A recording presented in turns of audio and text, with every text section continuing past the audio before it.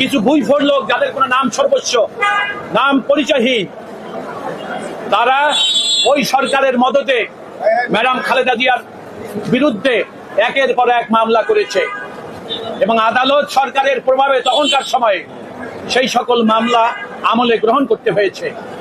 দিনের পর দিন ওই মামলার বাদী যারা বাদী ছিলেন তারা মামলা করেছেন এবং এই বাদী যারা তারা প্রত্যেকে আওয়ামী লীগের পৃষ্ঠপোষক ছিলেন। আপনি এবি সিদ্দিক নামে একজন লোক ছিলেন, তিনি মারা গেছেন 4 বছর আগে, কিন্তু তার মামলা এখনো মরে নাই, যেটা আজকে খালাস পেলেন ম্যাডাম খালেদা জিয়া।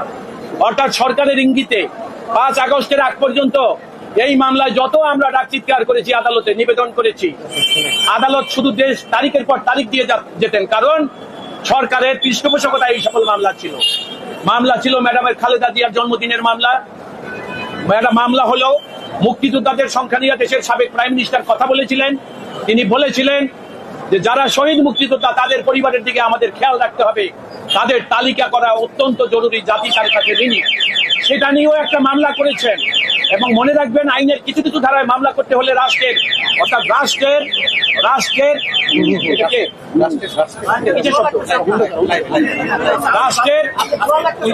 কিছু মামলা রাষ্ট্রের অথরিটি নিয়ে করতে হয়, সে সকল মামলায় স্যাংশন নিয়ে করতে হয়। অর্থাৎ আওয়ামী লীগের আমলে ম্যাডাম খালেদা জিয়ার বিরুদ্ধে কোনো মামলা করার জন্য কোনো স্যাংশনের প্রয়োজন হতো না। আমরা আদালতে যখন বলতাম তখন ওই সমস্ত স্যাংশন ব্যাগদের সরকার দিয়ে দিতেন, সরকারের পৃষ্ঠপোষকতা থাকতো, মামলা চলমান ছিল।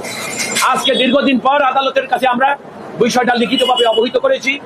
বিজ্ঞ আদালত আজকে জনাব এসিএমএম মাহবুবুল আলম এবং আরেকজন এসিএম তোফাজ্জল হোসেন, তারা ম্যাডামের 5টি মামলায় তাকে খালাস দিয়েছেন। আপনাদের সবাইকে ধন্যবাদ। এই মামলাগুলো তো মিথ্যা মামলা ছিল, তাই এই মামলা মিথ্যা। এটা শুধু মিথ্যা নয়, এটা ছিল আওয়ামী লীগের সরকারের কাল্পনিক মামলা। এবং আমি বলেছি, কিন্তু নাম সর্বস্বহীন পরিচয়হীন মানুষ, তারা আওয়ামী লীগের আনুকূল্য পাওয়া, দুর্নীতিতে সামিল হওয়া এবং রাষ্ট্রযন্ত্র ব্যবহার করে খালেদা জিয়ার নামে মামলা করলে সরকারের কাছাকাছি যাবে, দুর্নীতি করতে পারবে, সেই কারণে সেই অসৎ উদ্দেশ্যে এই মামলাগুলো করা হয়েছিল। আপনাদের সবাইকে ধন্যবাদ। আরেকটা বিষয়, আপনি একজন প্রবীণ আইনজীবী, অনেকদিন ধরেই এই বিচারাঙ্গনে আপনি অনেকের পক্ষে বিপক্ষে লড়ছেন। এই যে ক্ষমতায় থেকে যে আইনকে আদালতকে ব্যবহার করা, বিচারকদের ব্যবহার করা, এটি কি ঠিক কিনা? ধন্যবাদ। এটা আরেক দিনের প্রশ্ন, অন্য প্রসঙ্গে আমি উত্তর দেবো। আপনাকে অনেক ধন্যবাদ।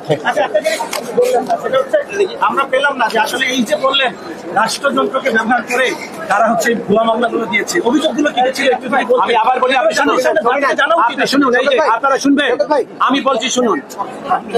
ম্যাডাম খালেদা জিয়ার মামলা যারা মামলা করেছে তাদের কোনো লোকাসকেন্ডি ছিল না। কেন মামলা করবে? তারা করেছে। মুক্তিযোদ্ধাদের সংখ্যা নিয়ে ম্যাডাম বলেছেন শহীদ মুক্তিযোদ্ধা, সেইটা মামলা করেছে। অর্থাৎ এই মামলাগুলা যারা করেছে, এই মামলাগুলা করার তাদের কোনো আইনগত অধিকার ছিল না, তারপরও সরকারের ইঙ্গিতে তারা মামলা করেছে। জন্মদিন এবং শহীদ মুক্তিযোদ্ধাদের সংখ্যা এবং একই, সবচেয়ে দুঃখজনক হলো আইনের বিধান হলো একই অপরাধ নিয়ে একের অধিক মামলা করা যায় না। কিন্তু গত সরকার ম্যাডামের বিরুদ্ধে ঢাকা, নড়াইল, যশোর, বাংলাদেশের বিভিন্ন জায়গায় একই অপরাধে একের অধিক 1, 2, 5 মামলা করেছে। সুতরাং আপনাদেরকে ধন্যবাদ।